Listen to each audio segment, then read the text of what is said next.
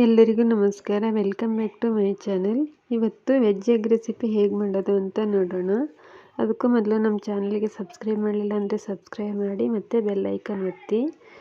ಇವತ್ತು veg egg recipe ಹೇಗೆ ಮಾಡೋದು ಅಂತ ನೋಡೋಣ. ಮೊದಲಿಗೆ ಒಂದು ಕಡಾಯಿ ಇಟ್ಕೊಂಡು ಅದಕ್ಕೆ ಸ್ವಲ್ಪ ಎಣ್ಣೆ ಹಾಕಿ, ಎಣ್ಣೆ ಕಾದಾದ ನಂತರ ಸಣ್ಣದಾಗಿ ಹೆಚ್ಚಿರೋಂಥ ಹಸಿಮೆಣಸಿನ್ಕಾಯಿ ಮತ್ತು ಕರಿಬೇವು ಮತ್ತು ಕೊತ್ತಂಬರಿ ಹಾಕಿ ಫ್ರೈ ಮಾಡ್ಕೋಬೇಕು. ಅದು ಫ್ರೈ ಮಾಡ್ಕೊಂಡಾದ ನಂತರ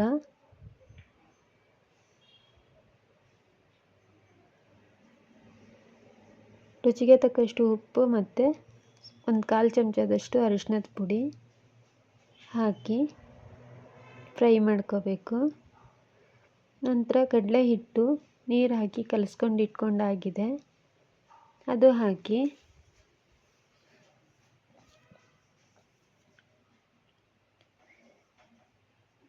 ಫ್ರೈ ಮಾಡಬೇಕು. ಈಗ ಅದು ಗಟ್ಟಿಯಾಗಿ ಬರ್ತಾ ಇದೆ, ಅದು ಈಗ ಬೇಯ್ತಾ ಕೂಡ ಬರ್ತಾ ಇದೆ. ಅದು ಎಲ್ಲನೂ ಮಿಕ್ಸ್ ಮಾಡಿ ಸಣ್ಣ ಉರಿಯಲ್ಲಿನೇ ಮಿಕ್ಸ್ ಮಾಡ್ಕೋಬೇಕು. ಈಗ ಅದು ಆರೋದಕ್ಕೆ ಒಂದು ಪ್ಲೇಟಲ್ಲಿ ಹಾಕ್ಕೊಂಡ್ಬಿಟ್ಟು ನಂತರ ಈ ರೀತಿ ಉಂಡೆಯಾಗಿ ಮಾಡ್ಕೋಬೇಕು. ಅದು ಈಗ ಮಾಡ್ಕೊಂಡಾಗಿದೆ. ಈಗ ಇನ್ನೊಂದು ಬಾಣಲೆ ಇಟ್ಕೊಂಡ್ಬಿಟ್ಟು ಅದಕ್ಕೆ ಕಾಯೋದಕ್ಕೆ ನೀರು ಹಾಕಿ ಒಂದು ಸ್ವಲ್ಪ ಎಣ್ಣೆ ಹಾಕಿ ಒಂದು 3 ಸೌಟಷ್ಟು ಅಕ್ಕಿ ಹಿಟ್ಟು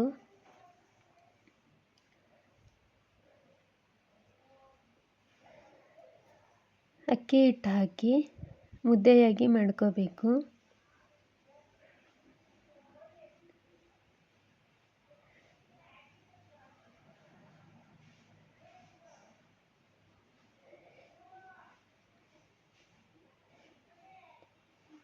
ಈಗ ಮುದ್ದೆಯಾಗಿ ಮಾಡ್ಕೊಂಡಾದ ನಂತರ ಅದು ನಾದ್ಬಿಟ್ಟು ಈ ರೀತಿ ಉಂಡೆಯಾಗಿ ಮಾಡ್ಕೋಬೇಕು. ಈಗ ಮಾಡ್ಕೊಂಡಾಗಿದೆ. ಅದು ಒಂದು ಈ ರೀತಿ ತಟ್ಬಿಟ್ಟು ಅದರಲ್ಲಿ ಕಡಲೆ ಹಿಟ್ಟಿಂದ ಮಾಡಿರೋ ಅಂಥ ಉಂಡೆ ಇಟ್ಟು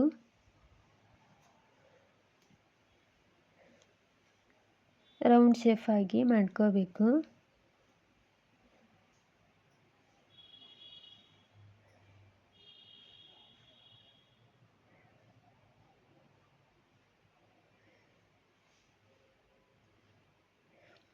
ಈ ರೀತಿ ರೌಂಡ್ ಶೇಪ್ ಆಗಿ ಮಾಡ್ಕೊಂಡಾದ ನಂತರ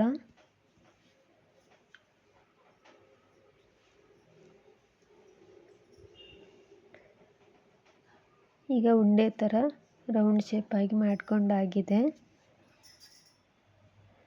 ನಂತರ ಅದು ಮೊಟ್ಟೆಯಾಕಾರವಾಗಿ ಮಾಡ್ಕೋಬೇಕು.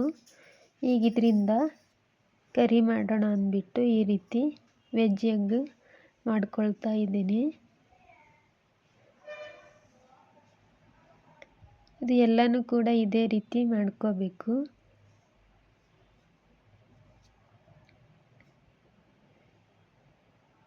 ಈಗ ನಾನ್ ವೆಜ್ ತಿಂದೇ ಇರೋರು ಈ ರೀತಿ ಮಾಡಿಕೊಂಡು ಕರಿ ಮಾಡ್ಕೋಬೋದು.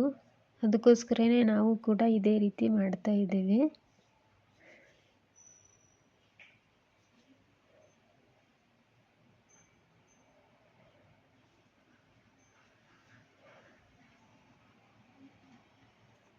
ಇದು ಕರಿ ಮಾಡಿದರೆ ತುಂಬಾ ಚೆನ್ನಾಗಾಗುತ್ತೆ.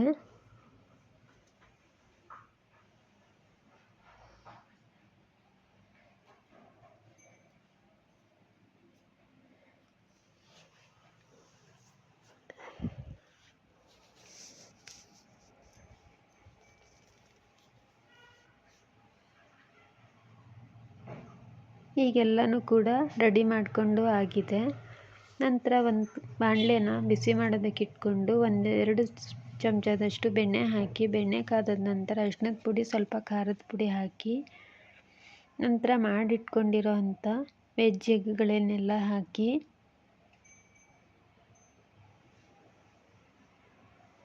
ಫ್ರೈ ಮಾಡ್ಕೋಬೇಕು.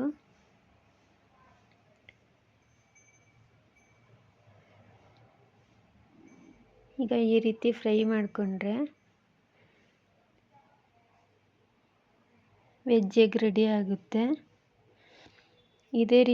ಇದೇ ರೀತಿನೇ ಮಾಡಿಕೊಂಡು ಹಾಗೆ ಕೂಡ ತಿನ್ಬೋದು.